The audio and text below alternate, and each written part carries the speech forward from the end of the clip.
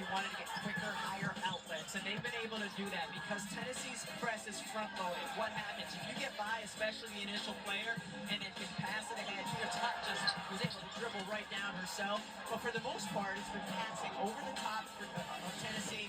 Gives you numbers, whether it's a 3-on-2 or a 2-on-1. 28-22 is our score after 10 minutes of play.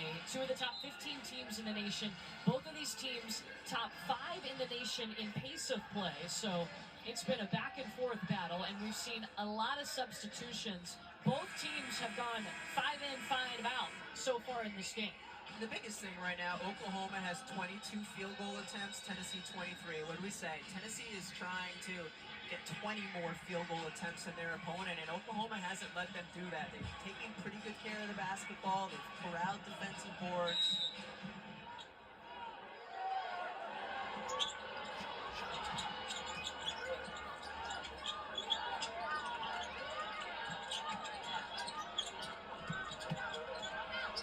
Scott working inside.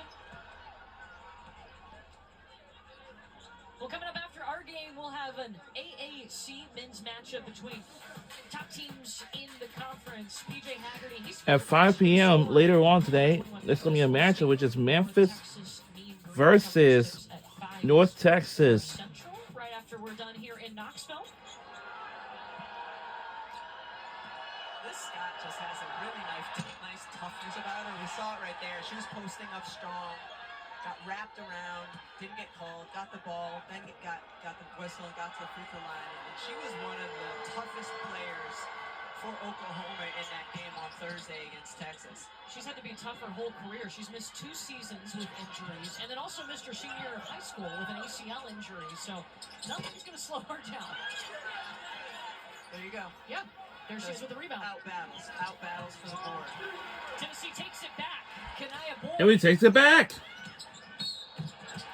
What? Oh, wow. No basket.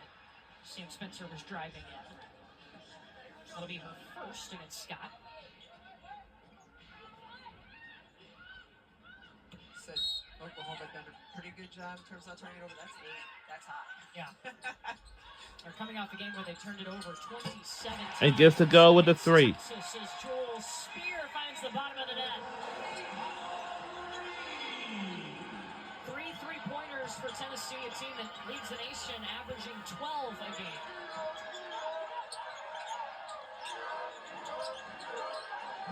Inside to Beers.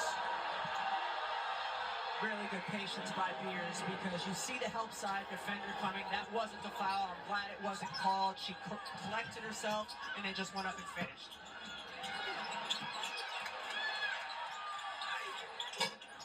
Spencer off to the left.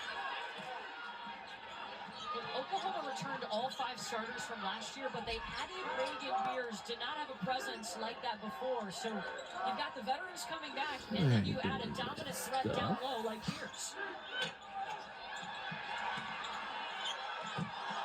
And it's turning over away.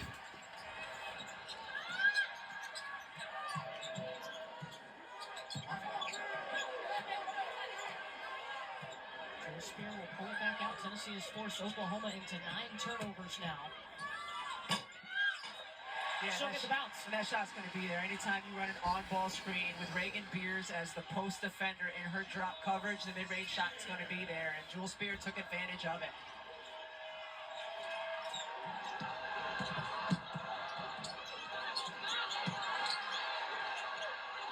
Reagan Beers up and in.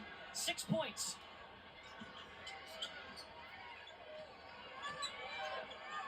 Beers right now trying to catch her breath. She is still working her way back into shape. She did not practice with the team for about 6 or 8 weeks before their first game because she was dealing with some headache issues.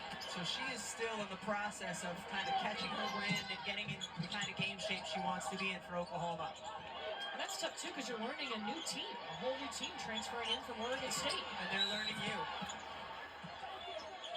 I guess it's hard for her to learn a completely new system. I mean, the pace of play for Oklahoma is completely different from the pace of play with Oregon State. We're going to get another look at the offensive board she had earlier. But also, it's completely different for Oklahoma to learn how to play with a player like that because you want her to get touches and you have to focus on making sure she does. And you saw against Texas when she only got to play 18 minutes of that game, when she's not getting those touches due to foul trouble, how much of an impact that can have on this Oklahoma team. They lost that game on Thursday.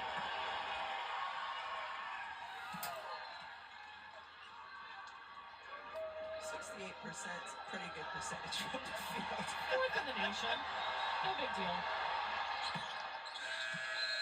She averages 17 points a game on only 10 field goal attempts per game. That's efficient. Yes, it is. It's better than the other way around. Yeah. She will get a break. Beatrice Culleton checks in to replace her.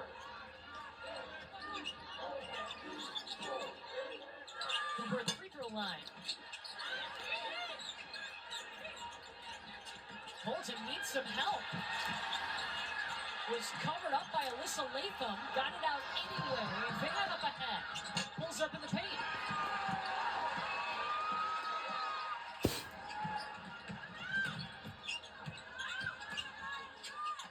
Samara Spencer just willing that basket in. Then upcoming Thursday, Florida will take on the Kentucky Wildcats at 5 p.m. on SEC Network. I don't know if it'll be the women's or men's. It might be the men's, I'm telling you. Scott sees an opportunity, but an offensive foul. Offensive foul. Turnover. To take the charge is Samara Spencer.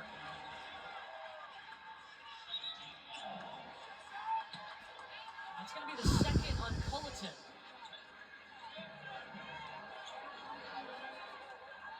Excuse me, it's on Raina Scott.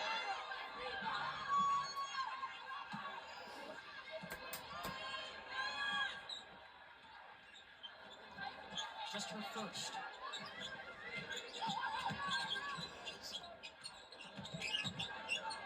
Spear for two. And just to go for the two. Oh, and lost her footing. And we are catching up. And did it count it? Count the bucket. And it did, and one and a foul.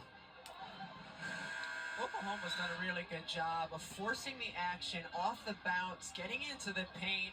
And we've seen multiple floaters inside. They've been able to score, and then Spear with the separation, step back, tough shot. And then a little bit of extra at the end of it. So Jewel Spear will get a breather. That was her second foul. And Raina Scott at the free throw line.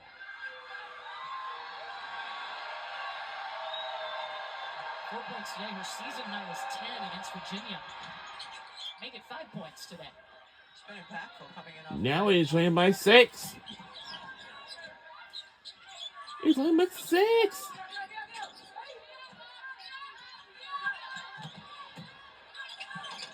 Boyd battling her way past Lexi Keys.